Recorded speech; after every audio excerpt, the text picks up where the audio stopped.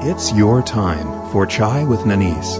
Get ready for substance, clarity, change, and especially empowerment. Get ready to turn over stones, uncover stories, and get to the heart of the matter in every area of your life. Any mood runs, any emotion flies, and your dreams are within your grasp. There are no limits or boundaries, and your comfort zone is out of reach, yet it's the safest place you will ever be. Come in, sit down, and have some chai with Nanice. I'm Nanice, and today we are talking about awakening. I know it's not a topic that you hear a lot, but things are changing, and I think it's time that we speak about this on talk radio. There have been many people through history that have considered themselves to be awakened, and most of the time we never hear about them. And the reason that it's becoming important today is because energies are changing on this planet and continue to change, and what that creates is more and more opportunities for us to wake up to who we really are. And so today we're going to be talking about what that means, what it means to wake up or be enlightened, and how to get there. If there is a how, we'll determine that. I've been on a spiritual quest since I've been 12, and for many years I had no idea of where I was going, but I just kept going. And I showed signs of spiritual development and maturity. But now I realize that there was never anything to develop, and who I really am needed no maturing. I just needed to wake up from the dream of my life. Of course, all my studying, practice, and the search itself moved me towards awakening. But now I know that the path has to be dropped to reach full awakening. I'd like to share an intimate spiritual experience where I left my body and traveled beyond this world. It's not something that I've talked about publicly before. It's actually something that I've only shared in private with a few close friends. But I'm going to share it with you today. When the experience started to build up and I realized something was happening, I had enormous panic and fear that I didn't understand or even want to look at first. But instead of running from the fear, as I had in the past, I decided that I really would look at the fear in order to understand it. The interesting thing is that as soon as I really looked at the fear with intense desire to see it, it was gone. It disappeared. Where did it go? So I got the fear back by remembering what created the fear, and so the fear comes back, and again, I start to look at it. And as soon as I really start to look at it, it's gone. It's completely gone. It disappeared. I found the fear about 5 more times, only to see it disappear every time I looked at it. Finally, I realized that it was my desire to really see the fear that made it vanish. A little catch-22 there, but a good catch-22.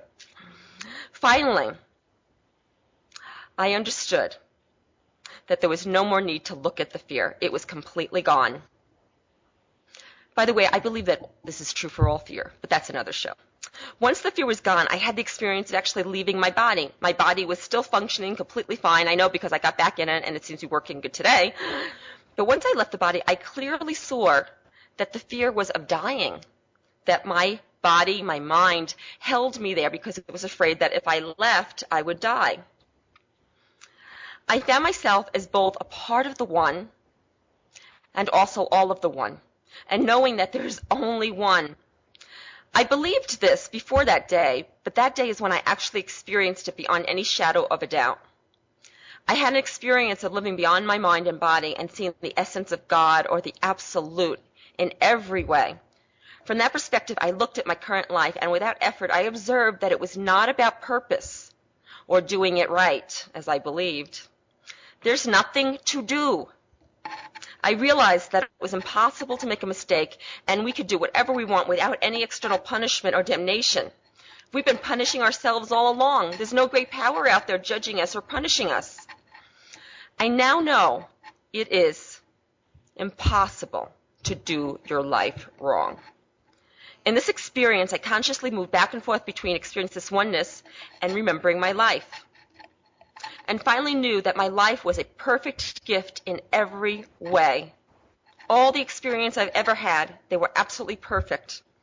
Then I explored what it would be like to live a less desirable life and realized from the one, there was no such thing.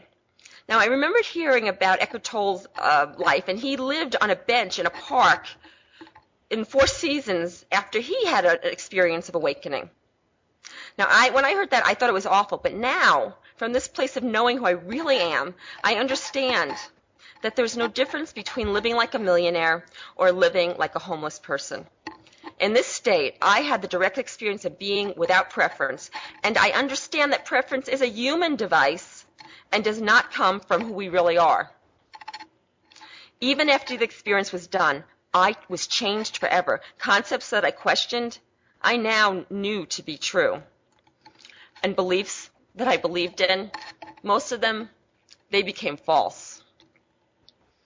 I'm not the same person I was before the experience because I know who I am. And the reason that I'm doing this show today is because I also know who you are. And I'm hoping to give you a reflection back to your own divine presence. So today, along with my beautiful colleague, friend, and psychotherapist, Natalie Walsh. Well, she's not my psychotherapist. She's a psychotherapist. We psychotherapize each other. I know I'll be getting calls about that. Oh, okay. I will be, not that there's anything wrong with that. So okay. Well, anyway, we're going to share some ideas around awakening. I don't expect you to believe anything you hear today, but please try some on and see how it resonates. And if it doesn't work, that's fine. Or you might just store some ideas away for a future date and come back to them. So hi, Natalie. Hi, Nanice. Yeah. And by the way, if I was going to have a psychotherapist, it would definitely be you. No offense taken to that at all. Excellent. It's funny when something comes out of your mouth and you hear how it sounds to other people. Like, wait, that wasn't quite right. Yeah. Yes. So I'm really excited about talking about this today. And like I said, this is not something that I've talked about publicly before. And so it feels very private and intimate. And I'm kind of excited about that because it's time that this type of stuff is talked about by ordinary people. Absolutely. And yeah, because, it's like when we do hear about people who are awakened, they seem like these great people that you have to, go to India and climb up a mountain and, sit under a tree with just to spend 5 minutes with them, and they don't really say much about their experience. Yeah. But that's not the case. In fact, there are lots of people throughout history that you have never, ever heard about who have awakened to their divine self. And really, that's what this show is about. We might make reference to people like Adyashanti and Osho and Eckhart Tolle, but this show is about everyday people awakening to who they really are. And that I'm really excited about. It's a fascinating topic. I mean, there's so many different components to it. The idea of consciousness, of awakening to consciousness, of enlightenment. There's all of these different terms that sometimes are used interchangeably. Yes. And I think that it's important to kind of have a dialogue about what do we mean by all of this. And in the end, what's the point? Right. In the end, why is this something that's important to talk about? Yeah. Yes. And so let's address that first, and then we can talk about the different terms and what they mean. Why is it important? Really, in the big picture, it's not important. It doesn't matter. But from our human perspective, many of us, and this was true for me for many, many years, lead lives of desperation and depression. It's true. Yeah. And even those people that seem happy, because everybody thought I was happy, I hid it so well. So even those people that you think are happy in your life, they may be suffering too. In fact, on some level, before we are totally awakened, we all suffer. And we all suffer because we think something's happening to us or being taken away from us or that we're in danger. It doesn't feel good. And we end up protecting ourselves, and that breaks down relationships and partnerships and possibility for intimacy. And, it basically, everything that we desire, it takes away from us. And so the real benefit to awakening, to being awake completely, is that the suffering disappears. Now, from a higher perspective, from the perspective of the one, it doesn't matter. Suffering, it's an experience. It's like, you go to bed at night and you have a dream, and it's a really bad dream, and you're suffering in the dream. Now, you and I have both had dreams like that. We've talked about them. And so, but when you wake up in the morning, suddenly you go, oh, that was a dream. I'm safe. You check all your body parts and, everything. And maybe you go check your children and, everything. Okay, everything's okay. The house is okay. Right. Yeah. And then suddenly the suffering's over. And then it was just an interesting dream. And so if you can let go of the suffering. In the dream, well, yes. I mean, if you wake up and you're still holding on to the suffering from the dream, which would only happen is if you identified with the dream. Absolutely. But if you woke up and you realize, oh, that was just a dream, can't hurt me, this is who I am, and I am just fine, then the suffering of the dream goes away upon awakening. Right. And so I believe it's the same for life. So we have all this suffering in life and fear and anxiety and worry and things that keep us from totally living a magnificent life. And when we wake up, when we remember beyond a shadow of a doubt, we know, not just believe, and that's a really good distinction I'd like to get today. When we know beyond a shadow of a doubt who we are, the true essence of our being, then like waking up from the dream life, the dream in your life, you're awake. You know that there really isn't anything that could hurt you. And you also know there's nothing to do. Another word for the dream then would be the delusion. Waking up from the delusion we're under. Yes. Suffering is in fact true. The suffering is in fact the default state of being. Yes. We don't have a choice in whether or not we suffer. Right, exactly. Exactly. You know, it's like the actor on the stage. So he remembers that he's acting. So he can be anything. He can be, you know, the savior, or he could be the murderer. He could be anything at all. He could do horrific acts. But he remembers that that's not really him. He's playing a part. And once he gets off the stage, there's no damage done. There's no damage done to him or anybody else who he's hurt. And that's a great sense of freedom, knowing that this isn't all there is. Knowing that there's no judge and jury, and that we truly are free, and having this experience. And yes, it is absolutely an illusion. Now, I'm always hesitant about sharing it as an illusion, because people go, this doesn't feel like an illusion. This feels awfully real. And you know, it didn't feel like an illusion when, you know, I had cancer, or, you know, when this awful thing happened. That didn't feel like an illusion. And really, this is the interesting thing, that in order for something to be an illusion, it has to appear in all ways as real. Otherwise, it's not an illusion. That's interesting. Yes. Say more about that. Okay, good. Because I was actually, where I came to that was, while I was thinking about what we talk about today on the show, I started thinking about illusion. And you know, how to get around that, because you say illusion, and people just like, it doesn't feel like an illusion. What are you talking about? And you lose people there. And then I started thinking that in order to be an illusion, a major criteria for something to be an illusion is for it to appear real in every way. Okay. Which makes sense if you equate it to like a magic trick. You know? Yes. In order for it to work, you have to believe that the object disappeared or whatever. Right. Yes. The mind has to be totally convinced that it's really happening.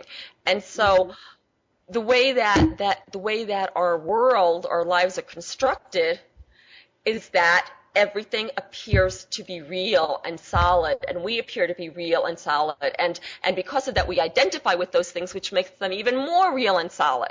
Now the interesting thing is when you remove the identification, which is this process that I've been going through for a while now, when you remove the identification with things, then what happens is it starts to loosen. Reality starts to loosen. And you start to see that, maybe it can be an illusion. Because if your idea of reality loosens, then there's more room for exploration that it's not as real as you thought. Now, real, there's another word, okay? So I have a problem with the word real, because we call this, you know, the real world and, you know, all that. And but I think that's yes, I know. but I think that for again, the illusion, to be an illusion, it has to appear as the real world. It has to feel real. It has to feel real. Yes. It has to feel real. It has to look real. Yeah. Well, I think that. Go ahead. No, go ahead. I was just going kind of back a little bit to what you were saying before about that there is no judge and jury, there is no punishment, and I think that that's that's one of those Grand Canyon type leaps that people need to make in order to really bring this full circle in that understanding that even though it feels real, that's merely a perception of what is real. Right. My perception of you is just that. You are no more real than my perception of you is. Right. And so, this idea of real world, there is consequences. There is judge and jury in a real world. In the established codes, the language, the agreed upon way we're all going to see the world as it is, as we believe it is today. Yes, yes. So to make that leap Yes. challenges a lot of the very core beliefs that we have about ourselves and our world. And that can be really frightening. It is really frightening. That's why it's been very rare that people do awake, because it's so frightening. Because it means letting go of everything who you thought you've been your entire life and who other people have reinforced you being your entire life. And your expectations of your entire life. Right. Because we sense down to what? It just comes right down to what we were saying before about purpose. Yeah. That the meaning of our life, the purpose of our life is the reason we have this conversation about awakening, about enlightening. Right. Because it gives a different meaning and purpose to our life than that which we have known in exactly. Millenniums. And the interesting thing is that when you totally awaken, you realize that and this was the hardest one for me to grasp, that there is no purpose to life. And I always believed there was a purpose. everybody's looking for their purpose, and I've even written, chapters on that in books that I've written. So, the idea of no purpose, that kind of left me empty. And now I understand that so whatever happens here, whatever we do in our life or lifetimes, does not add or diminish whatever you want to call it, the divine, the absolute, God, the one, it doesn't matter what you call it, it's all the same. So whatever we do or don't do in our lifetimes, it doesn't affect that. Nothing is taken away, nothing is added, it's just absolute perfection. So in that way, there's no purpose. It's not like we're trying to make God better. It's not about that. Right. Now having said that, as human beings, there's a desire to have purpose in our life, and that's hard to get away from. I think when you awaken and you let go of the idea or concept of purpose, what happens is you have more freedom to live and enjoy your life. That you don't have to do anything. There's no goal to reach. There's no failure. It just is. And when we talk about, it's like you asked me, why would somebody want to awaken? Why would they want to go on this path? And it's to end suffering. So if that can be a purpose for this earth plane, but as far as the divine goes, it doesn't care. For your divine self doesn't care, because you wake up and, then because eventually we all do wake up. So it has no investment. So are you saying then that being in human form is at its core a process of awakening? Is that fair to say? That really, if there were a purpose to having a human form, to having a human experience, would be to learn to tell the difference between that which we create, meaning suffering, and that which is, I don't want to use the word real or true, but that which is beyond suffering, beyond our creation. My first instinct is to say no, and I do want to think about that some more, but right now I'm going to say no, because if we are, at our core, we're totally awake. It's like you have a dream at night, and the purpose of the dream is not to figure out that you're awake in the dream. That's fun. I love that when that happens, when I have a lucid dream, right? It changes everything. Yeah. So the purpose is, it's a dream. There's no purpose. You wake up, it's done. And from a human perspective, maybe there's something to learn from it, which we always look at, what do our dreams mean? What can they teach me? But from a God sense, there's nothing to learn. There's nothing to do. And so. Oh yeah, and that's going to shake a lot of people. I know. That's a core value in religion itself. Yes. Is the striving to become godlike, to behave in a godlike way. Yes. Whatever particular tradition you happen to follow. Yes. And so to say that that's a moot point, that we already are God. Yes. Being a part of the same energy, then that does leave a huge void of then what's the point of a human experience, of a human existence. Right. And it would also destroy all religion. And I do believe that most religion actually takes people further away from God, because as soon as you put rules and restrictions and limitations and judgment on somebody and fear, you're moving further away from knowing who you really are. So a good example would be, I don't know about your kids, but my kids, they love their virtual video games. They love them. And so they go and they can play. They would play them probably 24 hours a day if I let them. Yeah, they love them. And why do they love them? They love them because they're experiencing something. They know that it's not real.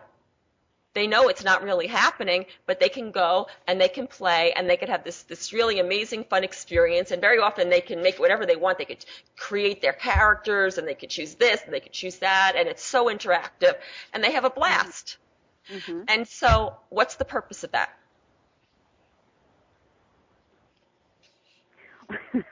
Well, from my particular perspective, I mean, there is an inherently good quality about being able to vicariously be able to control your circumstances.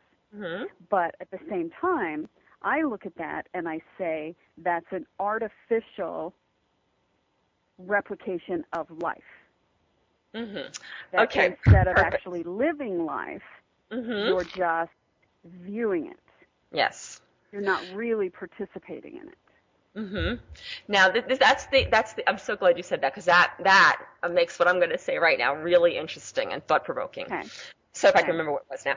Okay, so yeah. So yes, it takes them. They're not really living life. Okay, they're playing this game. Well, I believe a good analogy to us being in these bodies is the same thing. We're playing a virtual game. So it's like when your child is playing a video game and his character dies, he's not really dead, okay? He goes on, he can play some more, it's fun, it's fascinating, okay? And what happens is, what would happen, for example, like if a child is playing a video game and suddenly he forgets that it's a video game and something happens to him.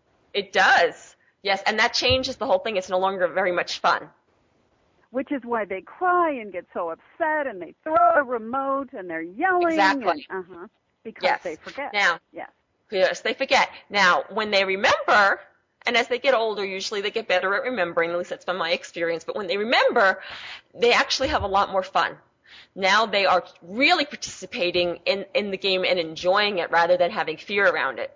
So it's the same thing with life. When we realize that no matter what happens in life, we are eternal beings and nothing can take away or add to us, then suddenly we can participate in our lives even more because we don't have the fear. It becomes fascinating. Yeah. I mean, but if you ask them, they will of course say the purpose of the game is to have fun, but they will also say that the purpose of the game is to get better at it. Is to learn to navigate the course better or, hit the targets better or whatever the particular thing is. Right. They want to learn to do it better. Right. And so from a human perspective, I think we have a desire to do it better. I think that's what drives us, and that's why human children are driven for that same reason in a game. But I think that once you move past the identification with the human body and with this world that we appear to live in, that suddenly that's gone. It doesn't matter. We can't get better. We're just having an experience. It's not even anything to learn. There's nothing to learn. It's just having an experience. And that's really boring. No, it's not. Because I'm back to the video game, and I'm looking at my kids, and when they have reached the pinnacle of the game, when they have traversed through all the levels and picked up all of the things, they're completely bored with it, and there's no motivation to continue to play. Because that game is done. Life is a little bit different. There are unlimited possibilities in life. And in fact, I'll ask you, so we were talking about dreams before and lucid dreams. And for those of you out there who don't know what a lucid dream is, it's a dream that you're in a dream and suddenly you go, wait, this is a dream. Okay, if you had a choice. And you're also aware that you are physically laying on the couch, laying in your bed, whatever it is. You're aware of your physical presence, yet you're also aware that you're in a dream. Yes. Or if you're not aware of your physical presence, at least you remember that there's a physical presence and you're sleeping. Okay. Because often I don't feel my physical presence, but I know that I'm in a dream and I know my body's sleeping and all that. So you have a choice tonight, Natalie. I'm giving you a choice. Okay? And your choice is, this is a real choice, so you got to take it serious here, okay? Oh, I'm totally taking it serious. I know. Okay. I'm ready. Bring it on. This is your choice, okay? You can either have just dreams that you don't know you're dreaming tonight, or you could have lucid dreams tonight. Which is going to be more fun? Lucid dreams, absolutely. No question. No question for me either. And that's the point. So, if you're in a dream and you know you're dreaming, it's a lot more fun. And the first time I had a lucid dream, it was really interesting because I always tried to have lucid dreams and I couldn't. And I always thought that if I had a lucid dream, or when I finally did have lucid dreams, that I would change things in the dream. But when I finally, started having lucid dreams a few years ago, I realized I had no desire to change anything. I was more fascinated with what was going to happen next, no matter what it was. And my dreams became a lot more interesting. I'm always fascinated by the new degree of information I get in a lucid dream. Because it's suddenly like I'm observing myself having this dream. And so I can say, isn't that interesting that I'm dreaming about this house I had 5 years ago and the neighbors that I had? I wonder why I'm dreaming about that now. And so as I begin to look around and I look at the house, I look at the different things, I look at the elements that are going on, I say, why would this be coming up for me now? What does this hold for me? So I get to kind of have an observational experience of it, which is, I think, one of the very core definitions of awakened. Is that you are aware of both internal and external. Yes. You see it. And there's no preference. Whatever happens is fine. You just live in this constant state of fascination, is what I call it. And that's a rich life. I mean, then suddenly all those things that you thought might be fun to do, that you were always afraid of or didn't think you could do because of this reason or that reason, you're told too young, you don't have enough money or whatever, then suddenly all those things become possible for you because it's a dream. Well, let me ask you a very realist question. Okay. I can follow you up to a certain point. And yet there is a realist part of my brain that says not all of life is going to be, let me see, how do I want to phrase this? The image that came to me was, remember when we were in Florence and we got off the bus? We were forced off the bus. Yes. And yes. We were in the worst neighborhood of all of Italy. Yeah. It was very, very bad. And that could have gone differently for us. Yes. So for people out there who have had experiences in which that went very, very amazingly beautiful for us. Which is a show in itself. What's that? It's a show in itself. We need to talk about that one experience. Got it. Okay. For people who have had experiences that went the other way, experiences that were highly traumatic, people who have had violent assaults, witnessed violent assaults, that's such a part of our world today. I can really see people listening to this conversation and saying, that does not apply to this. I was not looking at my rape in endless fascination. I was because they're not awake. Okay.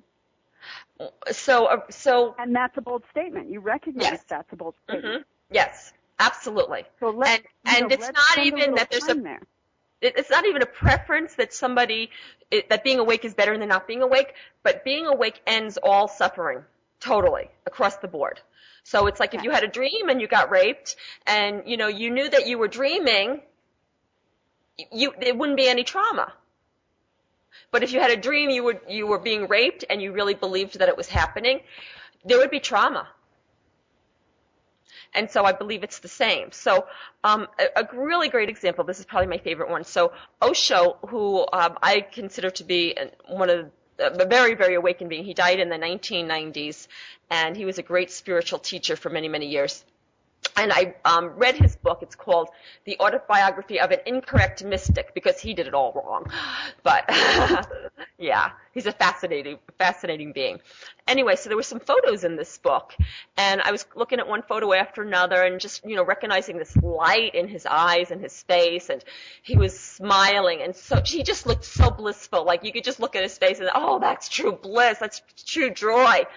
And then I turned the page, and there was this picture of him being arrested.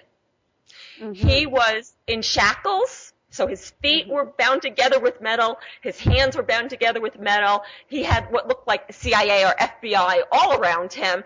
They looked so serious, so serious.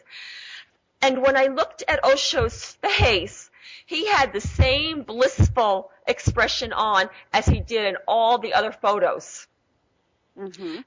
And I thought to myself, that's what I consider to be totally awake. Awakened. And at least I hear the echoes of people saying that's not the same as being tortured to death, raped, watching those things. That's not the same experience. So how do you respond to that? That it's impossible to know how you respond to the things in your life before you absolutely, positively, without one shadow of a doubt, know who you really are. Yeah. So, that brings me to the concept of good and evil. Yeah. And so, one of the things that I recently said to a client of mine is that, because we were talking about this concept of awakening, and she really understood it till a certain point, and that certain point was, well, what about evil? And she goes, there's evil on this planet, and of course, she was able to point out several things easily. And so is it hard to go? Not hard. Yeah, not hard. Yeah.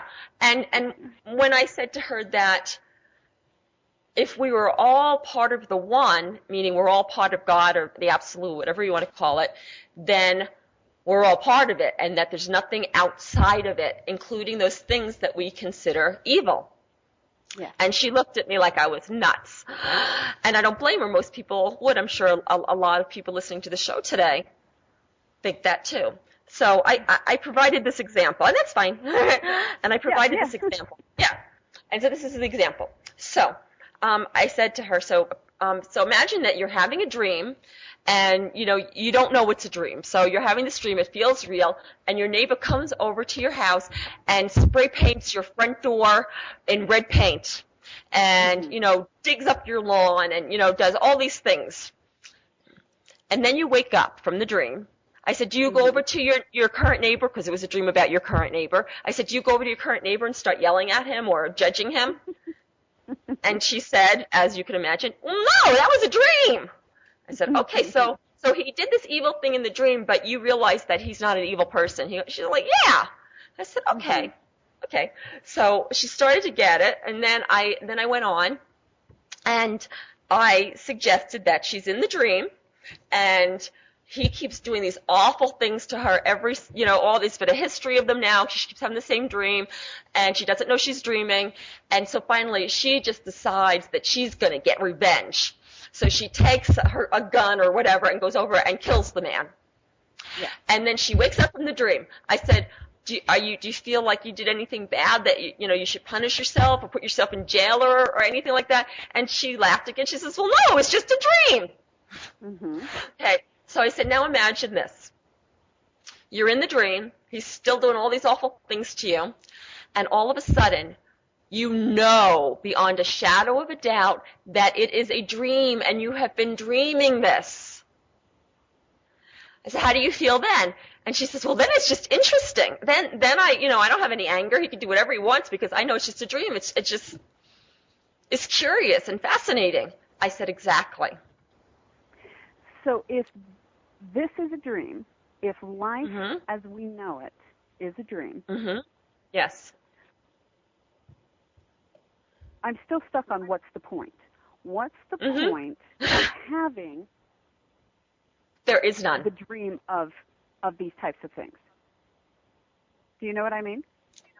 Well, like if I'm to accept that my life is merely a dream, then if I were traumatized in some way, then I realize it didn't really happen.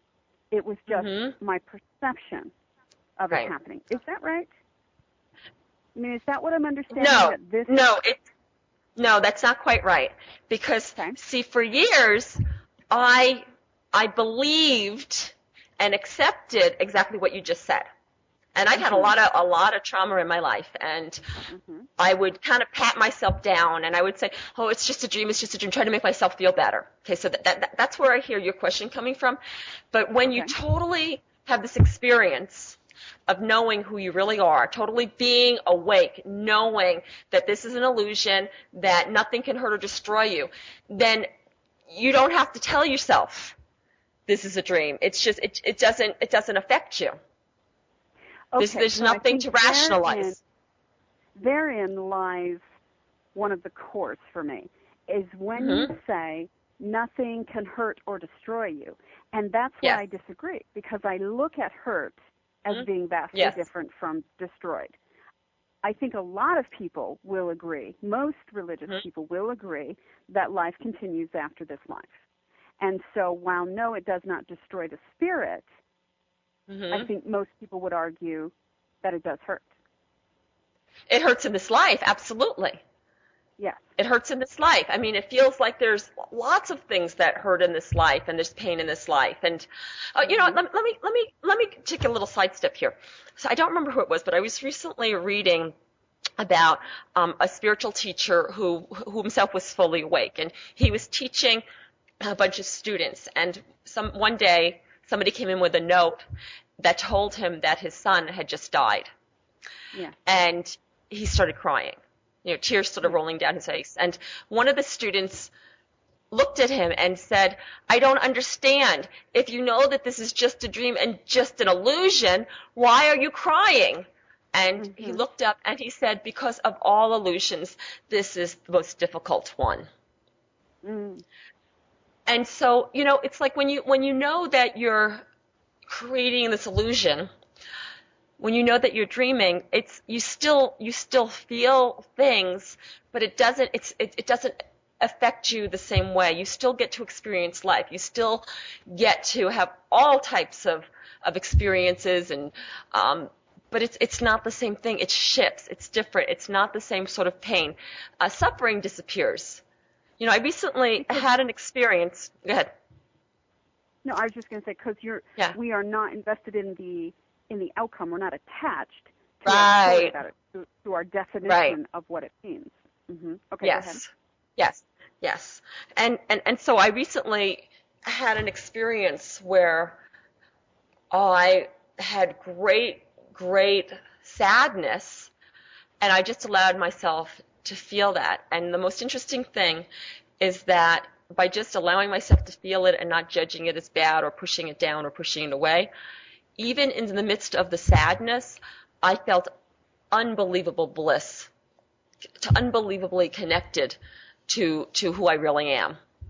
And that made all the difference in the world. So it's almost like when you wake up and know who you really are, you can experience things on an even deeper level. So it doesn't make you numb, it doesn't make you a zombie, it doesn't do anything like that. What it does do is awakens you to the richness of your amazing life. And I think that is one of the factors, or one of the elements involved in awakening, is the experience of joy, as different from happiness, as different from physical comfort or getting what we want. Yes. It's independent of those things. It becomes your set point, a set point of joy, as opposed to a set point of suffering. Mm-hmm. Does that make sense what I mean about set point? Yes. Mm-hmm. Yeah. And so I'm thinking what you're saying is that it's almost like that's what's at your core. So at your core is the joy, or at your core is the suffering. And when you know who you really are, the core is joy. But when you don't know who you really are, the core is suffering. Yeah. Mm-hmm. Another interesting thing that comes to mind is that, it occurred to me recently, I have spent my entire life on this quest for what I have called self-esteem. And again, even written many things about self-esteem over the years. And now I realize that to go any further on my path is to release the whole concept of self-esteem, that once you know who you really are, there's no point in trying to create self-esteem, because self-esteem is always based on something external. It's never just, it's relational, or what you've done in the world, or accomplishments, or it's very dependent. If those things are gone, your self-esteem drops or goes away. But when you get to a point where you know who you are, the idea of self-esteem seems ridiculous. And that was a really interesting concept for me to understand, because for my whole life, I thought that, you need self-esteem, and I can tell you every way to build self-esteem, because I've done it. But now I realize that there needed to be a point for me to go any further. There needed to be a point where I dropped the idea of self-esteem. So it's like I needed it to get to the point where I realized that it could be dropped, that it was no longer needed, if that makes sense. Mm-hmm. Mm-hmm.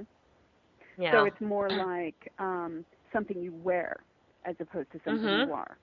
Mm-hmm. Yes, exactly. Mm-hmm. Yes, yeah. Mm-hmm. And so we only have a few minutes left, so there's a couple other things that I'd like to share.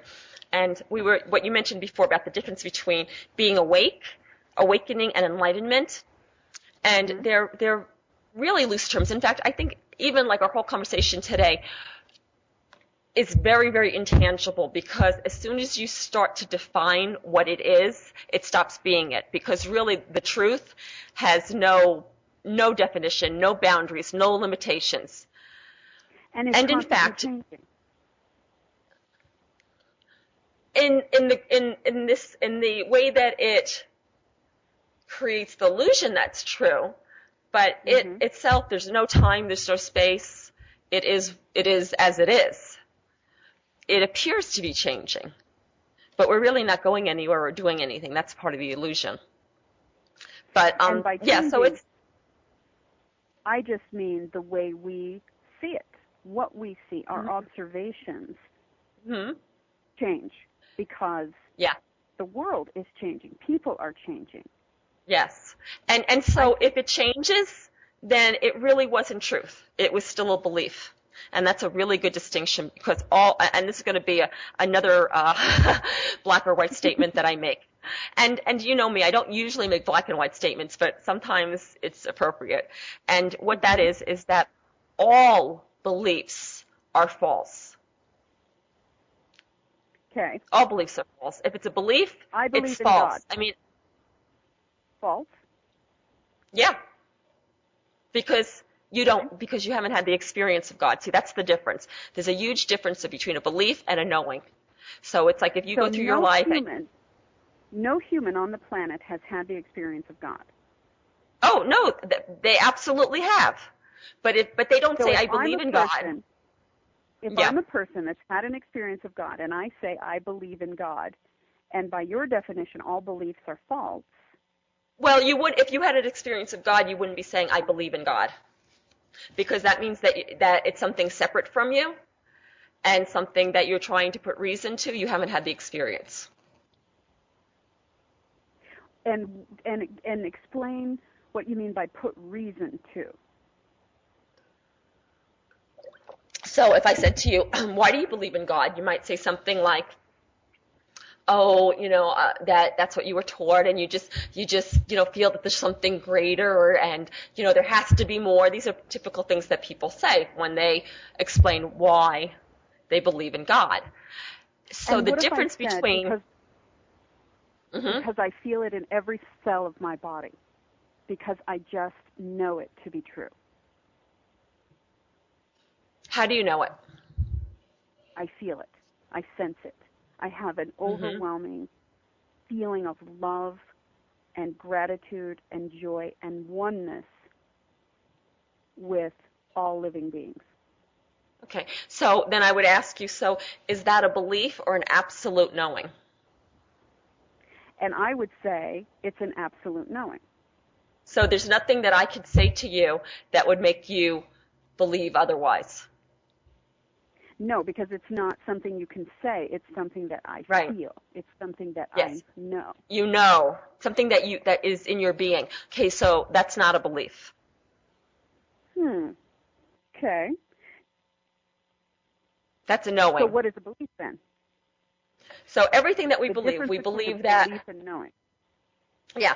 So for a belief is very often. It's been handed down to us, or if it's decisions that we've made about life. I mean, the beliefs are, it's like, oh, people, you have to work hard, you have to do this, you can't do that, you have to, all the rules, limitations, the laws, all that. Okay. So beliefs are rules. Knowing, it's all of that. It's all the limitations, it's something that might be true, but you don't yet know it to be true. So before you know it to be true, it's still just a belief. And so you could say, well, but that is true then. But it's not yet within you.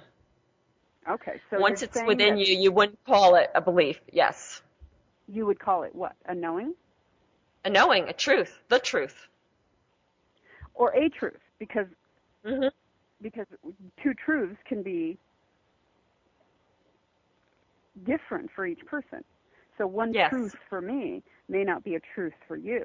So it's not a universal truth as much as it is my truth or your truth. Right. And so that is more of a belief. If the truth can change from one being to another, then it's not the truth. The truth is absolute. That's why they call God or the absolute. It is the same for everyone. It does not change. If it's something that changes, it means that it's on this plane of illusion. Mm-hmm.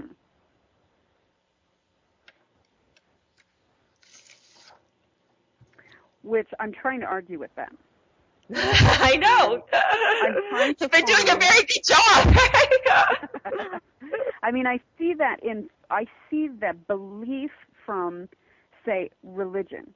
From a religious standpoint, there are all of the different religious traditions are going to have different beliefs about the ways to become closer to God, to become more God-like, of the way we are to live our human existence.